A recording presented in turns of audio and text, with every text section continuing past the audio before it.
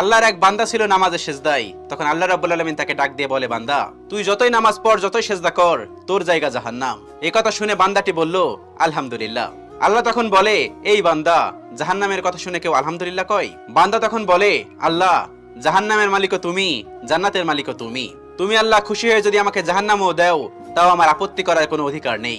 আল্লাহ তখন বলেন, বান্দা, জাহান্নামে গেলে তুই পুড়ে যাবি, তোর খুব কষ্ট হবে।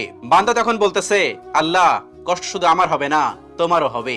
আল্লাহ তখন বলতেছে, বান্দা, তুই পুড়বি জাহান্নামের আগুনে, আমার কষ্ট হবে কেন? বান্দা তখন বলে, আল্লাহ, কোনো মায়ের কোল থেকে যদি কোনো বাচ্চা পানিতে পড়ে যায়, তাহলে কোনো মাই দূরে দাঁড়িয়ে থাকতে পারে না, দৌড়ে গিয়ে বাচ্চাকে কোলে নেয়। আমার বিশ্বাস, ওই মায়ের চেয়ে কোটি কোটি গুণ দয়া তোমার বেশি। আমাকে জাহান্নাম দিলে তুমিও আল্লাহ শান্তি পাবে না। আল্লাহ তখন বলে, বান্দা, এই দলিল তুই কই পাইলি? বান্দা তখন বলে, আল্লাহ, আমাদের জাতির পিতা ইব্রাহিম আলাইহিস সালাম তোমার প্রেম মুখে নিয়ে যখন নমরুদের আগুনে পড়ে গেল, তার আগেই তুমি বলে দিলে